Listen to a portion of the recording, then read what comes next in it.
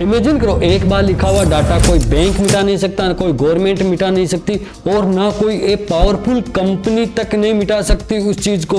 और मैं कहूँ इंटरनेट का नेक्स्ट वर्जन बन चुका है, ये सुनने में थोड़ा सा इम्पॉसिबल लग रहा है ना? That's exactly were blockchain beings, एक ऐसा सिस्टम जहां चीटिंग करना पॉसिबल नहीं है और रिकॉर्ड कभी चेंज नहीं किए जा सकते। एक बार रिकॉर्ड हो गया तो हो गया, उसको कोई एडिट नहीं कर सकता, चेंज नहीं कर सकता। ट्रस्ट किसी इंसान पे नहीं होता, यहाँ पे होता है मैथ और कोडिंग पे। The crown of crypto wisdom.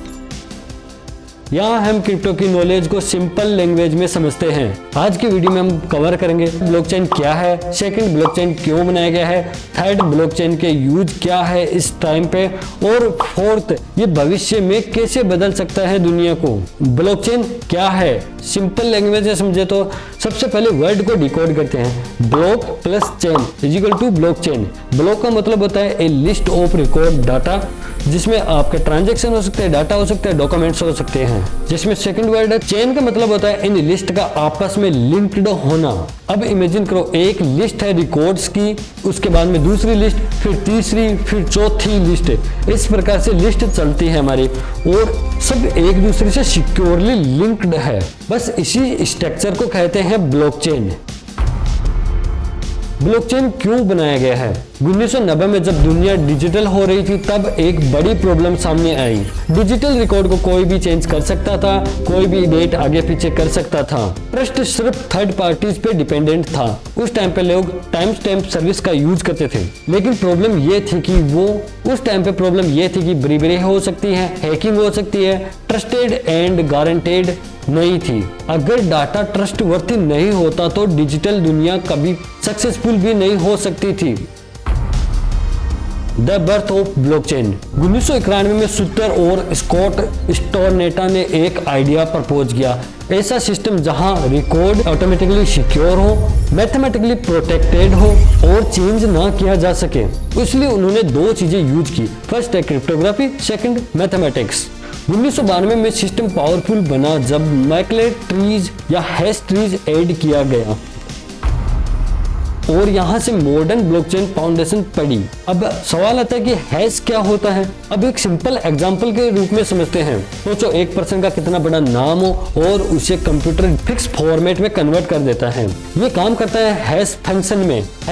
अब सवाल आता है हैश फंक्शन क्या होता है? हैश फंक्शन होता है कोई भी डाटा लो, छोटा हो या बड़ा, फिक्स लेंथ कोड में कन्वर्ट कर देता है। इस आउटपुट को कहते हैं हैश वैल्यू डिजिट। अब इंपॉर्टेंट बात यह है कि अगर डाटा एक डिजिट भी चेंज हुआ तो हैश कंप्लीटली चेंज हो जाता है। इसलिए ब्लॉकचेन में चीटिंग करना इम्पॉसिबल हो गया है। या हैश ट्री ये क्या है?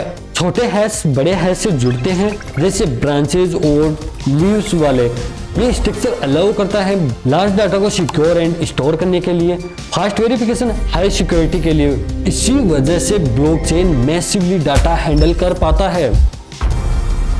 Blockchain today bitcoin connection. आज की दुनिया में ब्लॉकचेन के साथ में बिटकॉइन का नाम भी जोड़ा जाता है, लेकिन आपको इस टॉपिक में मिथ क्लियर होंगे। 2008 में एक एनोनिमस कैरेक्टर सतोशी नाकामोटो ने ब्लॉकचेन को दुनिया के सामने लाया as a foundation of bitcoin.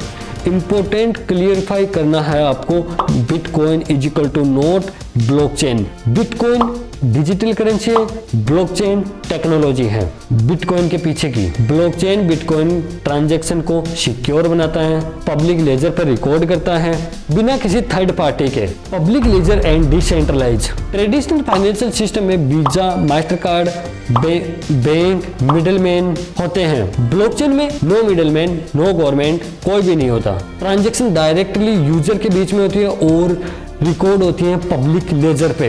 ये लेजर स्टोर होता है थाउजेंड्स ऑफ कंप्यूटर्स के नोड्स पर। अगर एक कंप्यूटर फेल हो जाता है तो कोई प्रॉब्लम नहीं है, सैकड़ों और कंप्यूटर चल रहे हैं, क्योंकि डाटा दुनिया भर नोड्स पर डिस्ट्रीब्यूट होता है। इसलिए ब्लॉकचेन को कहते हैं decentralise and distribute ledger, transparency and privacy together. Blockchain एक यूनिक बैलेंस क्रिएट करता है। ट्रांसपेरेंसी, पब्लिक विजिबल होती है पर आइडेंटिटी हिडन रहती है। हर ट्रांजैक्शन के पास में होता है यूनिक हैश, सेंडर और रिसीव्ड के एड्रेस, टाइम स्टैम्प। इससे ट्रस्ट बिल्ड होता है और विदाउट रिवेलिंग पर्सनल डाटा।